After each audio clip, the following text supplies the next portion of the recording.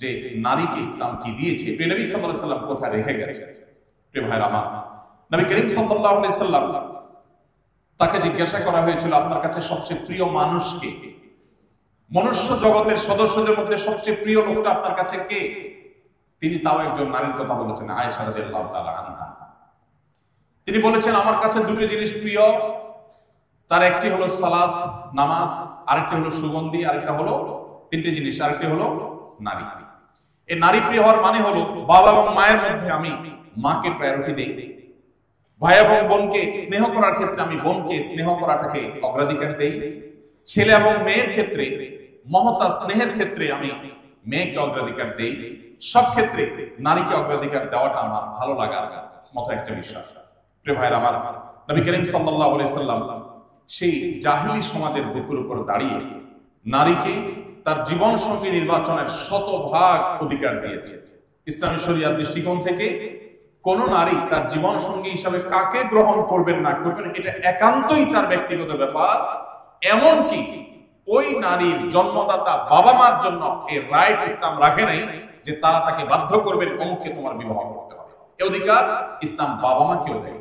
নবী করিম সাল্লাল্লাহু আলাইহি ওয়াসাল্লাম তার একটা প্রসিদ্ধ হাদিসের কথা আমরা জানবো, অনেকে জেনে থাকবো, যে তিনি বলেছেন কোন ব্যক্তি তার তিনটি কন্যা সন্তান অথবা তিনটি বোন যদি তার ঘরে থাকে, তার বাড়িতে থাকে, অথবা কারোর যদি তিনটি না থাকে দুটিও থাকে, দুটি কন্যা বা দুটি বোন যদি কারোর থাকে এবং তাদের সাথে যদি সে সদাচরণ করে, ন্যায়নিষ্ঠ আচরণ করে, তাদের প্রতি কোনো প্রকার জুলুম অবিচার না করে, কোনো বৈষম্য না করে, অধিকার খর্ব না করে, তাহলে সেক্ষেত্রে এই যে তাদেরকে সুন্দর করে লালন পালন করলো, দ্বীনি তারবিয়াত তাদেরকে দিল, তাদের অধিকার দেয়াতে কোনো প্রকার কার্পণ্য করলো না, ত্রুটি করলো না, নবী সাল্লাল্লাহু আলাইহি সাল্লাম বলেছেন এই ব্যক্তি জান্নাতের নিশ্চয়তা থাকবে, সে ব্যক্তি জান্নাতে প্রবেশ করবে। আপনারা কোরআন হাদিসে অনেকেই কম বেশি পড়েছেন, আমিও পড়েছি। আমি কোরআনের কোনো জায়গায় অথবা হাদিসের কোনো জায়গায় পাইনি যে এই যে হাদিসে মাত্র দুটি কন্যা সন্তান জন্ম দেওয়ার পর দুটি কন্যা সন্তানের গর্বিত পিতা মাতা হতে পারলে তাদের জন্য জান্নাতের যে গ্যারান্টির কথা বলা আছে, এই দুইটির বিপরীতে আমরা যারা ছেলে আছি, এক ডজন ছেলে লালন পালন করলে জান্নাতের বারান্দায়ও যাওয়া যাবে, এরকম কোন হাদিস আমার জানা নেই। পুরো কোরআনে কোথাও আপনি সূরাতুর রিজাল বা পুরুষ সংশ্লিষ্ট সূরা এরকম কোন সূরার কথা আপনারা কেউই জানেন না, আমিও জানি না, নাই। কিন্তু সূরাতুন নিসা আছে। সূরাতুন নিসা মানে কি?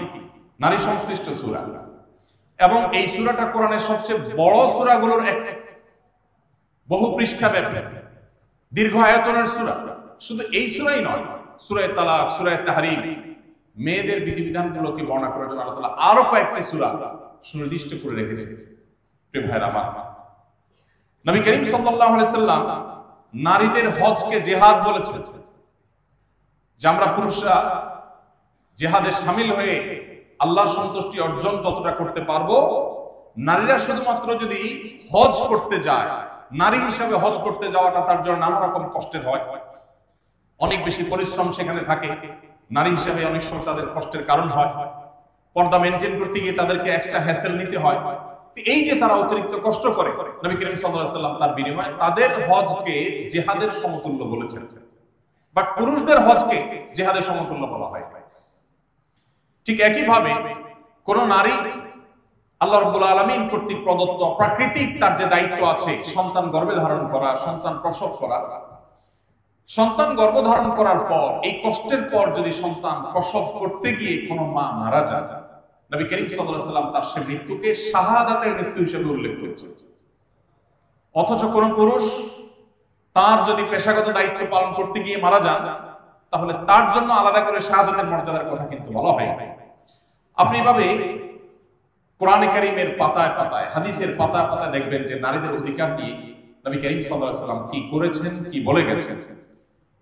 নবী করিম সাল্লাল্লাহু আলাইহি সাল্লাম বলেছেন, লা ইয়াফরুকু মুমিনুন মুমিনা, কোন পুরুষ কোন নারীকে, কোন স্বামী কোন স্ত্রীকে যারা খোঁচাখুচি না করে, অহেতুক তাকে ডিস্টার্ব না করে, ইন কারিহা মিনহা খুলুকুন রাদিয়া মিনহা আখার, যদি তার স্ত্রীর কোনো কিছু তার খারাপ লাগে, নিশ্চয়ই তার অন্য কিছু আছে যেটা তার ভালো লাগা কাজ করবে। হয়তো তার রান্নাটা ভালো নয়, তার চরিত্রটা হয়তো ভালো, হয়তো তার একটা জিনিস খারাপ, নিশ্চয়ই তার আরেকটা জিনিস ভালো আছে, অতএব সে ভালোটা দেখে খারাপটা থেকে যেন সে বেঁচে থাকে। নবী করিম সাল্লাল্লাহু আলাইহি সাল্লামের হাদিস থেকে যদি আমরা উপমা দিতে যাই তাহলে রাত হয়ে যাবে। এত শত শত হাদিস আছে, কোনটা রেখে আমরা কোনটা নেব, কোনটা কোট করব সেটা আসলে চয়েস করাই কঠিন। নবী করিম সাল্লাল্লাহু আলাইহি সাল্লামের হাদিসের পাশাপাশি কোরআনে পাতায় পাতায় মেয়েদের সম্পর্কে আপনারা জানেন, কোরআনে কারীমে আল্লাহ রাব্বুল আলামিন মৌলিক সব আদেশ নিষেধগুলোর কথা বলেছেন। একেবারে যে সমস্ত ছোটখাটো বিষয়গুলো আছে সেগুলোর ব্যাখ্যা করবার দায়িত্ব নবী সাল্লাল্লাহু আলাইহি ওয়াসাল্লামকে দেওয়া হয়েছে, হাদিসের মাধ্যমে সেগুলো এসেছে। কোরআনে কারীমে মৌলিক কথাগুলো বলা আছে, সেই মৌলিক কথা বলার জায়গা কোরআনে আমরা শুধুমাত্র 10-20টা উদাহরণ দিলাম যে পুরুষদেরকে বা সমাজকে নারীদের সম্পর্কে আল্লাহ কতগুলো সতর্ক করেছে। আরেকটা সতর্ক হলো নারীদের চরিত্র এবং সম্ভ্রম রক্ষা করবার জন্য আল্লাহ তাআলা নির্দেশ করেছেন, কুল্লিল মুমিনিনা ইয়াগুদ্দু মিন আবসারিহিম ওয়া ইয়াহফাযু ফুরুজাহুম। হে রাসূল, ঈমানদার পুরুষদেরকে বলে দিন তারা যেন তাদের দৃষ্টিকে সংযত রাখে মেয়েদের প্রতি, যাতে তারা লোভাতুর দৃষ্টিতে তাকিয়ে তাদের সম্ভ্রমকে নষ্ট না করে। হয়তো কোনো মেয়ে তাকে মুখে কেউ টিজ করছে না, মুখে কেউ উত্ত্যক্ত করছে না, শারীরিকভাবে কেউ হেনস্থা করছে না, কিন্তু মনে মনে তাকে নিয়ে যে বাজে কল্পনা জল্পনা এটা যদি কেউ করে তাহলে সেও আল্লাহর খাতায় অপরাধী হবে। পৃথিবীর সমস্ত সমাজ নারীকে শারীরিক বা মানসিকভাবে হেনস্থা করলে সেটাকে অপরাধ বলে, কিন্তু মনে মনে নারীকে নিয়ে কেউ বাজে কল্পনা করলে সেটাকে পৃথিবীর কোন সভ্যতা, কোন সমাজ, কোন আদালত, কোন বিচার, কোন জায়গা, কোন দেশ এটাকে কখনো অপরাধ বলে না। অথচ প্রিয় নবী সাল্লাল্লাহু আলাইহি সাল্লাম যে শরিয়া আমাদের জন্য রেখে গেছেন, সেই শরিয়ার একটা অন্যতম সৌন্দর্য হলো যে এখানে নারীকে শুধুমাত্র তার ফিজিক্যাল এবং মানসিক হ্যারাসমেন্ট থেকে মুক্তি করা হয়নি, মানসিকভাবে মনে মনে মনের জগতে আপনি কোন নারীকে রেপ করলেও সেটাকেও আল্লাহ তাআলা অপরাধ হিসেবে কাউন্ট করে কিয়ামতের ময়দানে তার বিচার আলোচনা করবে। যেই মনে বাজে কল্পনাটা আপনি করেছেন সেটা মুখে যদি উচ্চারণ করতেন সেটা নিশ্চয়ই তিনি সহ্য করতেন, কিন্তু তিনি যেহেতু জানেন না সেহেতু আপনাকে ধরতে পারেন না, আল্লাহ তাআলা সেটাকে বন্ধ কাউন্ট করবেন। এই জন্য আল্লাহ তাআলা বলেছেন পুরুষদেরকে তোমাদের দৃষ্টিকে তোমরা সংযত করো, নারীর সম্ভ্রমকে রক্ষা করার জন্য আল্লাহ তাআলা এটি বলেছেন। কোন নারীকে যদি কেউ মিথ্যা অপবাদ দেয়, ছেলেদেরকেও মিথ্যা অপবাদ দেওয়া হয়, এবং এই আয়াতের আলোকে সারা বিশ্বের সব উলামা ইকরাম মুফাসসিরুন একমত যে এটা নারী পুরুষ সকলের জন্য প্রযোজ্য, কিন্তু আল্লাহ তাআলা নারীদের কথা বলা হয়েছে কারণ আমাদের সমাজে এখনো পর্যন্ত আমরা এই তথাকথিত আধুনিক বিশ্বেও আমরা দেখতে পাই যে নারীদের চরিত্রের উপরে যত দ্রুততার সাথে কালিমা লেপন করা হয়, ছেলেদের চরিত্রের উপর তত দ্রুততার সাথে কালিমা লেপন করা হয় না। এজন্য আল্লাহ তাআলা বলেছেন, ওয়াল্লাযীনা ইয়ারমুনাল মুহসানাত, কোন সতী সাধবী নারীকে যদি তার চরিত্র খারাপ এরকম কোন উক্তি কেউ করে, বাজে মন্তব্য কেউ করে, সুম্মা লাম ইয়াতু বিআরবাআতি শুহাদা, এরপর যদি 4 জন সাক্ষী সে উপস্থিত করতে না পারে, অপারগ হয়, অর্থাৎ যদি প্রমাণ করতে না পারে, তাহলে ফাজলিদুহুম 80 জালদাহ, ইসলামী দণ্ডবিধিতে, ইসলামিক বিচার ব্যবস্থায় ওই লোককে 80 বেত্রাঘাত করার নির্দেশ আল্লাহ তাআলা করেছেন। শুধু তাই নয়, কোরআন কারীমে আল্লাহ তাআলা আরো বলেছেন এই রকম দোষে দোষী, অর্থাৎ কোন নারীর চরিত্রে কালিমা লেপন করে সেটাকে প্রমাণ করতে পারে নাই এমন ব্যক্তিকে আল্লাহ তাআলা লানত তার উপরে বর্ষিত হয়, এবং তার সাক্ষ্য ওই শরিয়া আদালত আর কোনোদিন গ্রহণ করবে না। ভাইরা আমার, একই অধিকার পুরুষেরও আছে। ইসলাম পুরুষদের জন্য রেখেছে যে আপনি কাউকে মিথ্যা অপবাদ কারোর চরিত্রের উপর দিতে পারবেন না। বিশেষ করে সোশ্যাল মিডিয়ার এই যুগে আমরা তো কারোর ব্যাপারে মন্তব্য করতে আমাদের একটু বুক কাঁপে না। সামান্য একটু কোন রকম অজুহাত পেলে, বিশেষ করে যদি প্রতিপক্ষ হয়, তাহলে তার কোনো কথাই নাই। আমাদের অনেক ভাইরা আছে যে একজন মানুষ যার সাথে আমার আদর্শিক দ্বন্দ্ব আছে, যার সাথে আমার আদর্শিক মতপার্থক্য আছে, ধরা যাক তিনি আমার শত্রুতার জায়গায়, তারও যদি কোনো ইস্যু পাওয়া যায় তখন সেটা তিলকে তাল বানিয়ে, সম্ভব হলে তিলকে কাঁঠাল বানিয়ে আমরা উপস্থাপন করি, এবং এটাকে কোনো দোষ বিষয় মনে করি না। অথচ একজন ঈমানদার আল্লাহর সামনে তাকে দাঁড়াতে হবে, তিনি তার সেই জবাবদিহিতার বোধ থেকে তিনি কখনো কারোর প্রতি অবিচার করতে পারেন না। কোরআনে কারীমে আল্লাহ তাআলা বলেছেন, ওয়ালা ইয়াজরিমান্নাকুম শানাআন কওমিন আল্লা তা'দিলু ই'দিলু হুয়া আকরাবু লিত-তাকওয়া, তোমার শত্রুর সাথে তুমি শত্রুতা বশত জুলুম করবার অধিকার আল্লাহ তাআলা তোমাকে দেন নাই। তোমার শত্রু হতে পারে কেউ, প্রতিপক্ষ হতে পারে কেউ, তার প্রতিও আল্লাহ তাআলার নির্দেশ হলো তুমি ইনসাফ করবে, সেক্ষেত্রে তুমি অবিচার করবে না। প্রিয় ভাইরা আমার, কোরআনে কারীমে আল্লাহ রাব্বুল আলামিন নারীদের অধিকার নিয়ে যত কথা বলেছেন, আমি তার দীর্ঘ ফিরিস্তি টানতে যাচ্ছি না। সর্বশেষ যে পয়েন্ট আমি বলে শেষ করতে চাই সেটি হলো, নারীদের পরিত্যক্ত সম্পদে যে হিস্সা রেখেছে এটা নিয়ে আমাদের সমাজে সবচেয়ে বেশি আলাপ আছে। আজকের পৃথিবীতে আমাদের মুসলমানদের উপর যে সমস্ত দোষারোপ করা হয় তার মধ্যে থেকে একটা হলো এটা, বলা হয় যে বাবার সম্পদে ছেলে যদি 2 আনা পায় মেয়ে 1 আনা পাবে। এটা মেয়েদের প্রতি অবিচার মনে করেন অনেক।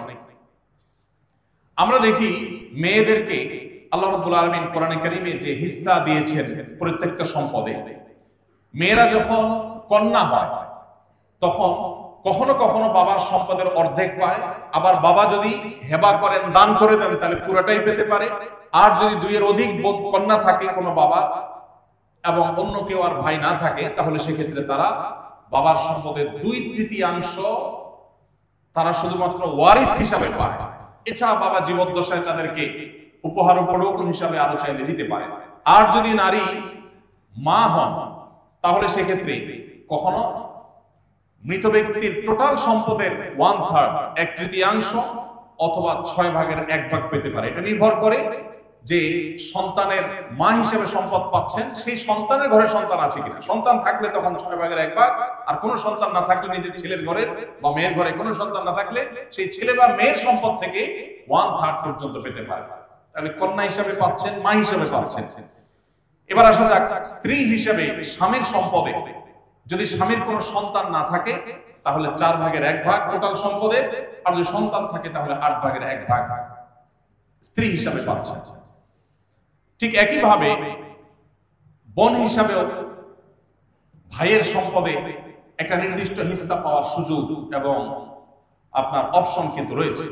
তাহলে নারীরা আপনি দেখবেন স্ত্রী হিসাবে সম্পদ পান, মা হিসাবে সম্পদ পান, মেয়ে হিসাবে সম্পদ পান, বোন হিসাবে সম্পদ পান, সর্বাবস্থায় সম্পদ পাচ্ছেন। একবারে 100% থেকে নিয়ে কখনো 50%, কখনো 1/3, কখনো 2/3, কখনো 6 ভাগের 1 ভাগ, কখনো 4 ভাগের 1 ভাগ, কখনো 8 ভাগের 1 ভাগ সর্বাবস্থায় পাচ্ছে। সব দিক থেকে সম্পদ পাবেই পাবে, এটা নিশ্চিত। আবার বিয়ের সময় স্বামীর কাছ থেকে মোহর পাবে। তাহলে পাওয়ার ক্ষেত্রে সব দিক থেকে পাইল। ব্যয়ের ক্ষেত্রে কত % দায় আছে মেয়েদের? কোন দায় আছে? আপনি ছেলে মানুষ, তখন মেয়েদের পক্ষে বললাম, আসলে আপনাদের পক্ষে একটু বলি। ছেলে মানুষ বিয়ে করতে গেছেন, মোহর আপনারা দিতে হবে, স্ত্রী দিবে না, স্ত্রী নিবে শুধু। এরপর বিয়ের পর প্রথম শ্বশুরবাড়ি যাচ্ছেন, স্ত্রীকে সাথে নিয়ে প্রথমবার বেড়াতে যাচ্ছেন, মিষ্টির টাকা কে দিবে? স্বামী। শরিয়ার নির্দেশ, এটা বাধ্য, বাউন্ড, স্বামী দিবে, স্ত্রী না। আবার শ্বশুরবাড়ি থেকে নিজের বাড়িতে ব্যাক করছেন, তখন ফলমূল মিষ্টি যাই কিনেন, এটা বিলও কে দিবে? স্বামী দিবে। তাহলে ব্যয়ের ক্ষেত্রে 16 আনা হলো ছেলে, আর আয়ের ক্ষেত্রে সব জায়গা থেকে আয়ের অপশন আছে কার? মেয়ে। এখন আপনি ছেলে হিসাবে প্রাপ্তবয়স্ক যখন হয়ে গেছেন, বাবার হোটেলে তারপরও খান, ভার্সিটিতে পড়েন, বাবা টাকা পয়সা পাঠায়, এটা তো বোনাস হিসেবে পাচ্ছেন। কোন বাবা যদি বলেন যে দেখো বাবা তুমি প্রাপ্তবয়স্ক হয়ে গেছো, শরিয়ার দৃষ্টিকোণ থেকে বালেগ হয়ে গেছো, এখন আল্লাহ আমাকে বাধ্য করে নাই তোমার ভরণ পোষণ দেওয়া, অতএব তোমার চরকায় তুমি তেল দেবে, এটা যদি কোনো বাবা বলতে চান তাহলে বলতে পারেন, সে রাইট তার আছে। যদিও বেশিরভাগ বাবাই বলেন না, আলহামদুলিল্লাহ, তাদের নৈতিক দায়িত্ব থেকে তারা এটা করে। তো বাবার সম্পদে আপনি যতক্ষণ অপ্রাপ্তবয়স্ক ততক্ষণ পর্যন্ত ভাগ পাচ্ছেন, ভরণ পোষণ পাচ্ছেন, ভাগ যোগ্য পরের কথা। প্রাপ্তবয়স্ক হয়ে গেলে বাবার হোটেলে খাবারের অধিকারটুকু আপনার নাই। কিন্তু মেয়ের কতদিন আছে? যতদিন বিয়ে না হয় ততদিন। বিয়ে হয়ে গেলে কার? স্বামী। স্বামী মারা গেলে হয় ছেলের, নইলে ভাই, নয় আবার বাবা। কোনো না কোনো ভাবে কোনো না কোনো পুরুষের উপরে তার দায়িত্ব শরীয়ত বর্তাইছে যে হ্যাঁ কেউ না কেউ নিতে হবে। তাহলে ছেলে নিজের চরকায় তেল দিতে হচ্ছে প্রাপ্তবয়স্ক হওয়া থেকে নিয়ে। এরপরে এই বেচারা বিয়ের পরে স্ত্রীর দায়িত্ব, ছেলে মেয়ের দায়িত্ব, মা বাবার দায়িত্ব, সব দিক থেকে দায়িত্ব তার। কিন্তু সে বাবার সম্পদে যদি 2 টাকা পায়, আর মেয়েকে যদি সব জায়গা থেকে খরচের ব্যাপারে দায় মুক্তি দেওয়া হয়, এমনকি তার অন্যের খরচ তো দূরের কথা, নিজের সরকার তেলটাও তার দেওয়া না লাগে, অর্থাৎ নিজের ভরণ পোষণটাও নিজে যদি জোগাড় করা না লাগে, এরপর তার যদি 1 টাকা দেওয়া হয়, তার প্রতি কি অবিচার করা হয়েছে না সুবিচার করা হয়েছে? শুধু সুবিচার। নারী হিসাবে তারে বরং অতিরিক্ত দেওয়া হয়েছে। কিন্তু আপনি আমাদের দেশে প্রায় শুনবেন যে এক শ্রেণীর মানুষ এটা নিয়ে খুব জোরে সোরে কথা বলে যে নারীকে বাবা মার সম্পদে সমান অধিকার দিতে হবে। ইসলাম সমান অধিকারের কথা বলে না, সরি, ইসলাম ন্যায্য অধিকারের কথা বলে। ইসলাম কখনো সমান অধিকার মেয়েদেরকে দিতে বলে না, ইসলাম বলে ন্যায্য অধিকার দাও। ন্যায্য অধিকার দিতে কখনো সমান দিতে হয়, কখনো বেশি দিতে হয়, কখনো কম দিতে হয়। আপনার দুইটা ছেলে আছে, একটা বয়স 10 আর একটা বয়স 20। সমান অধিকার যদি দিতে যান তাহলে জামা কেনার সময় দুইজনের জন্য একই সাইজের জামা কেনা হবে।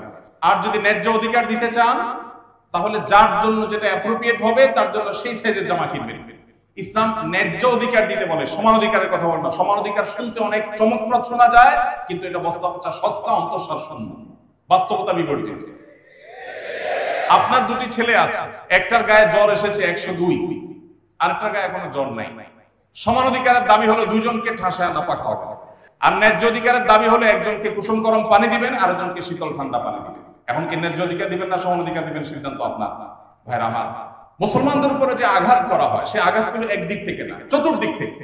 আপনারা জানেন আমাদের দেশে একটা বিশেষ শ্রেণী মানুষ আছে, আর দেশের বাইরে তো আছে, আমাদের মুসলমানদেরকে এমন ভাবে ট্রিট করা হয় যেন আমরা মুসলমানরা দুনিয়ার সমস্ত অশান্তির জন্য দায় আমাদের, আমরা সব অশান্তিকামী, আমরা সব উগ্র, আমরা সব সকল সমস্যার মূল। অথচ আপনি পৃথিবীর যেদিকে চোখ মেলবেন, পৃথিবীর পূর্ব থেকে পশ্চিম, উত্তর থেকে দক্ষিণ, যেদিকে তাকাবেন দেখবেন অস্ত্রের নিচে, বোমের নিচে শুধু মুসলমানের চেহারাই আছে। আফ্রিকায় সে গরিব দেশগুলোর সম্পদ লুণ্ঠন করছে পৃথিবীর মোড়ল রাষ্ট্রগুলো, যারা আমাদেরকে সারাদিন মানবতার সবক শোনায়, যারা সকাল বিকাল আমাদেরকে অধিকারের জিগির শোনায়, তারা ওপেন সিক্রেট, আমরা সবাই জানি, শান্তি রক্ষার নামে, শান্তি রক্ষা মিশনের নামে গরিব দেশগুলোর সম্পদ দিনে দুপুরে লুট করে নিয়ে আসছে মোড়ল রাষ্ট্রগুলো পৃথিবীর, আপনারা সবাই জানেন। এবং যেখানে জুলুম চলছে, যেখানে যুদ্ধ চলছে, সেখানে আপনি দেখবেন অস্ত্রের নিচে, বোমের নিচে মুসলমান না। সেটা ফিলিস্তিন বলেন, সেটা কাশ্মীর বলেন, সেটা বার্মা বলেন, সেটা সিরিয়া বলেন, সেটা ইরাক বলেন, সেটা আফ্রিকা বলেন, যেখানেই তাকাবেন, যেদিকেই যাবেন দেখবেন যে নির্যাতিত মানুষটি মুসলমান। এরপরে বলা হবে পৃথিবীর অশান্তি সৃষ্টিকারী উগ্র জঙ্গি কারা? প্রিয় ভাইরা আমার, আমাদের প্রিয় নবী সাল্লাল্লাহু আলাইহি ওয়াসাল্লাম তার যে মিশন, এই তাওহীদকে প্রতিষ্ঠিত করতে গিয়ে 27টি যুদ্ধে তাকে অংশগ্রহণ করতে হয়েছে। 27টি যুদ্ধে, এই 27টি যুদ্ধে অংশগ্রহণ করতে গিয়ে সর্বসাকুল্যে তার পুরো জীবনে যত মানুষ মারা গেছে সে মানুষের সংখ্যা হলো 1000, সম্ভবত 1013 জন বা 16 জন। এর মধ্যে আবার 600 জন ছিল ইহুদি, যারা বিশ্বাস ভঙ্গের দায়ে বিচারিকভাবে মৃত্যুদণ্ড পেয়েছে। তাহলে তাদেরটা বাদ রাখলে এটা তো যুদ্ধে মারা যায়নি। মাত্র 400 মানুষ নবী সাল্লাল্লাহু আলাইহি সাল্লামের পুরো জীবনের 27টি যুদ্ধে মারা গেছে, 400 মানুষ। এর মধ্যে আবার উল্লেখযোগ্য সংখ্যক মুসলমান নাই। তার গোটা মিশনকে গোটা পৃথিবীতে বাস্তবায়ন করতে গিয়ে এই মূল্য তাকে দিতে হয়েছে। আর আমাদের নতুন বাংলাদেশ পেতে কত মানুষকে মূল্য দিতে হয়েছে জীবনে? প্রায় 2000-এর মতো মানুষ। ভাইরা আমার, দুইটা বিশ্বযুদ্ধ করে 100 মিলিয়নেরও বেশি মানুষ হত্যা করেছে কারা? মুসলমানরা না? কারা করেছে? মুসলমানরা করেছে। 100 মিলিয়নেরও বেশি মানুষ শুধুমাত্র দুইটা বিশ্বযুদ্ধে মেরেছে। এক একটা বিপ্লবের নামে হাজার হাজার লক্ষ লক্ষ মানুষকে পাখির মতো মেরেছে কারা? কিন্তু এরপরে আপনি দেখবেন যে সমস্ত তীর মুসলমানের দিকে, সকল দোষ মুসলমানের দিকে। আপনি আমাদের দেশের প্রেক্ষাপটে যদি চিন্তা করেন, মাদক বলেন, খুন বলেন, ধর্ষণ বলেন, সম্পদ পাচার করা বলেন, দেশটাকে একেবারে শেষ করে ফেলে, লুট করে শেষ করার কথা বলেন, যত রকমের অপরাধের কথা বলেন, এর মধ্যে আনুপাতিক হারে কয়জন হুজুরকে আপনি দেখতে পাবেন যে হুজুররা এই দোষে দোষী সাব্যস্ত হয়েছে? কয়জন? কিন্তু এরপরেও বাপখানা এমন যে দেশ এগিয়ে যাচ্ছিল মঙ্গল গ্রহের দিকে, শুধু হুজুররাই টেনে রেখেছে। দেশটা বহু আগে মঙ্গলে চলে যেত, পারে নাই কাদের জন্য? হুজুরদের জন্য। হ্যাঁ আমার, এই অবিচার, এই জুলুম আমাদের প্রতি চলছে। আর এই কারণে আমি আপনাদের প্রতি আহ্বান রাখতে চাই, মুসলমান শুধুমাত্র জন্মসূত্রে না হয়ে আসুন আমরা একটু পড়াশোনা করে মুসলমান হওয়ার চেষ্টা করি। আমি এই আহ্বান রেখে শেষ করতে চাই, আপনারা এই জাতির সবচাইতে বড় ভরসার জায়গা, আল্লাহর পর সবচাইতে বেশি স্বপ্ন দেখে মানুষ আপনাদেরকে নিয়ে, এই প্রতিষ্ঠানকে নিয়ে। মুসলমানের সন্তান হিসাবে শুনে শুনে মুসলমান না হয়ে, জন্মসূত্রে মুসলমান না হয়ে আসলে ইসলামকে একটু জানার চেষ্টা করি। আমরা যদি ইসলামকে ভালোভাবে জানতে পারি, কেউ আমাদেরকে বিভ্রান্ত করতে পারবে না। আর যদি আমরা ইসলাম সম্পর্কে জ্ঞান অর্জনের যে ফরজ দায়িত্ব রয়েছে সেটা যদি আমরা সঠিকভাবে পালন না করি, তাহলে সেক্ষেত্রে অন্যরা আমাদেরকে বিভ্রান্ত করবে, আমাদেরকে ধ্বংস করবে, আমাদের মধ্যে সংশয় সৃষ্টি করবে, ইসলাম সম্পর্কে ধোঁয়াশা তৈরি করবে। সময়ত ভাইরা, আমি আর দীর্ঘায়িত করতে চাই না। আমি আশা করি প্রিয় নবী সাল্লাল্লাহু আলাইহি সাল্লামের যে জীবন দর্শন আছে, তার যে জীবন ইতিহাস আছে, সেটা একটি বারের জন্য হলো আপনারা শুরু থেকে শেষ পর্যন্ত পড়বেন।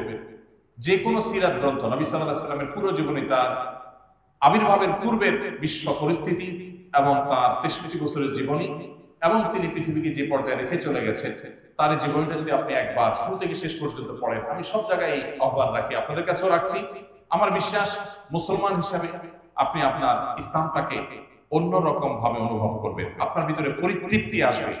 ইসলাম পালনটা আপনার কাছে বোঝা মনে হবে না, আপনার কাছে এটা আনন্দের মনে হবে, তৃপ্তির মনে হবে, যদি আপনি নবী সাল্লাল্লাহু আলাইহি ওয়াসাল্লাম পুরো জীবনটা একবার পড়ে শেষ করতে পারেন। শুধুমাত্র একটি সিরাত আয়োজনের মধ্য দিয়ে সীমাবদ্ধ থাকলে আমাদের হবে না। আমাদেরকে নবী সাল্লাল্লাহু আলাইহি ওয়াসাল্লামের সিরাত পাঠ করতে হবে, পুনর্পাঠ করতে হবে, বারবার পাঠ করতে হবে, একাধিক সিরাত গ্রন্থ পাঠ করতে হবে। আমি আমার জীবনের অভিজ্ঞতা থেকে বলছি, যতবার আমি সিরাত গ্রন্থ পাঠ করেছি, যতবার পাঠ করেছি, একই বই একাধিকবার পাঠ করেছি, আমি একাধিকবার নিত্য নতুন দিক নবী সাল্লাল্লাহু আলাইহি ওয়াসাল্লামের আমার কাছে উদ্ভাসিত হয়েছে, উন্মোচিত হয়েছে এবং আমার ঈমানকে আমি ফিল করেছি, অনুভব করেছি যে অন্যরকম এক উচ্চতায় আল্লাহ সুবহানাহু ওয়া তাআলা ঈমানকে পৌঁছে দিয়েছে। আমি আপনাদেরকে আহ্বান রাখতে চাই যে শুধুমাত্র সিরাতের আয়োজন নয়, আসুন একটি হলেও সিরাত গ্রন্থ শুরু থেকে শেষ পর্যন্ত পড়ি, সম্ভব হলে আরো বেশি বেশি পড়ি, এবং সেই সাথে কোরআনে কারীম শুরু থেকে শেষ পর্যন্ত বুঝে বুঝে পড়া। আপনারা জানেন যে আমাদের অনেক ভাইরা আছেন, আমাদের এসএম নাহিদ হাসান ভাই বুয়েটিয়ান মানুষ, অথচ উনি কোরআনিক আরবিকের উপরে যে কোর্স করার যে সমস্ত বই পুস্তক লিখেছেন, শত শত মানুষ উপকৃত হচ্ছে। আমরা মাদ্রাসা ব্যাকগ্রাউন্ডের হয়েও তার সে সমস্ত কাজ দেখে আমরা আশ্চর্য হই, অবাক হই, বিস্মিত হই যে আল্লাহ তাআলা কত বেশি খেদমত দিচ্ছেন। তো আপনারা আপনাদের পড়াশোনার পাশাপাশি, ক্লাসে বা একাডেমিক পড়াশোনার পাশাপাশি একটা সময় বের করে যদি আপনারা কোরআনের সান্নিধ্যে সময় কাটান, কিছু সময় যদি আপনারা নবী সাল্লাল্লাহু আলাইহি ওয়াসাল্লামের সিরাতের সান্নিধ্যে সময় কাটান, তাহলে আমি মনে করি যে আপনাদের ইসলামটা আপনারা অন্যরকম উচ্চতা নিয়ে যেতে পারবেন, ঈমানের মিঠারটাকে আপনারা অনেক বেশি উপর নিয়ে যেতে পারবেন, আপনাদের ইসলামটা আপনারা অনেক ভালোভাবে অনুভব করতে পারবেন। আল্লাহ তাআলা আমাদের সবাইকে সেই তৌফিক দান করুন। যদি সঠিক কিছু বলে থাকি আল্লাহর তরফ থেকে, ভুল কিছু বলে থাকলে সেটি আমার দায়, শয়তানের তরফ থেকে আমাকে ক্ষমা করবেন। এবং আপনাদের এই আয়োজন এর পেছনে আমি আবারও বলছি, যারা যেভাবে অংশগ্রহণ করেছেন, মাননীয় ভিসি মহোদয় থেকে নিয়ে একেবারে প্রতিপক্ষে যারা যেভাবে অংশগ্রহণ করেছেন, আমাদের সময়ত শিক্ষকবৃন্দ এবং আমার ভালোবাসার শিক্ষার্থীবৃন্দ, আপনারা যারা যেভাবে পরিশ্রম করেছেন, আল্লাহ তাআলা আপনাদের সবাইকে এর জন্য সর্বোত্তম বিনিময় দান করুন। আমাকে কিছু কথা বলবার সুযোগ করে দেওয়ার জন্য আপনাদের প্রতি আমি ধন্যবাদ জানাচ্ছি। আমাদের মা বোনদের ব্যাপারে নবী করিম সাল্লাল্লাহু আলাইহি সাল্লাম তাদের প্রতি নবী সাল্লাল্লাহু আলাইহি ওয়াসাল্লামের যে অবদান, ইসলামের যে অবদান, সেটাকে আমরা কিঞ্চিৎ তুলে ধরার চেষ্টা করেছি। সেই সাথে একটি কথা সম্পর্ক না বললে অপূর্ণ থেকে যাবে, তা হলো আমাদের বোনরা অনেক সময় পশ্চিমাদের নানা অপপ্রচারে বিভ্রান্ত হয়ে তারা ইসলামকে যেমন ভুল বোঝেন, আবার আমরা অনেকে ইসলাম প্রচার করতে গিয়ে আমাদের মা বোনদেরকে আঘাত করে তাদেরকে অনেক সময় ইসলামের পরে আমরা বিষিয়ে দিই। এটা আমাদের দোষ, আমাদের দায়। এই ব্যাপারে আমাদেরকে যেমন সতর্ক থাকতে হবে, ঠিক তেমনি ভাবে আমাদের বোনদের সতর্ক থাকতে হবে যে পশ্চিমাদের মুখরোচক কোন স্লোগানে তারা যেন ফাঁদে যেন পা না দেন। একজন মুসলিম হিসেবে আমার অধিকারের জন্য যা যা দরকার কোরআন এবং সুন্নাহ আমার তার সব কিছু বলে দিয়েছি। পশ্চিমাদের কাছ থেকে ধার করে কোনো কিছু নেওয়ার প্রয়োজন নেই। একটা কথা আমি প্রায় সময় বলি, তাদের কাছ থেকে জ্ঞান, বিজ্ঞান, তথ্য, প্রযুক্তি যেই কোনো ভালো দিক আছে সেগুলো আমরা গ্রহণ করব, কিন্তু তাদের কালচারকে অন্ধের মতো করে আমাদের সমাজে আনার কোনো কারণ থাকতে পারে না। আমরা তথ্য প্রযুক্তিতে, জ্ঞানে, বিজ্ঞানে, অবকাঠামোতে তাদের চাইতে যদি 200 বছর পিছিয়ে থাকি, পারিবারিক ব্যবস্থাপনায় আমরা তাদের চাইতে 300 বছর এগিয়ে আছি ইনশাআল্লাহ। আমি সেটা শুধু মুসলমানদের কথা বলছি না, আমাদের এই অঞ্চলের হিন্দুরা, অন্যান্য ধর্মাবলম্বীরাও, তারাও পারিবারিক তাদের যে বন্ধন আছে, পারিবারিক যে সুসম্পর্ক আছে, এটা পশ্চিমারা কল্পনা করতে পারে না। অতএব এই জায়গাটাতে আমাদের বোনদেরকে অনেক সময় বিভ্রান্ত করে ফেলে বিভিন্ন প্রপাগান্ডা। সে ব্যাপারে তাদেরকে সাবধান থাকতে হবে, সচেতন থাকতে হবে, এবং কোরআন হাদিসের কাছে আমাদের নারী হোক পুরুষ হোক সবাইকে মাথা নত করতে হবে। আল্লাহ নির্দেশের কাছে এর মধ্যে আমাদের প্রভূত কল্যাণ আছে। আল্লাহ তাআলা আমাদের সবাইকে আমাদের তৌফিক দান করুন।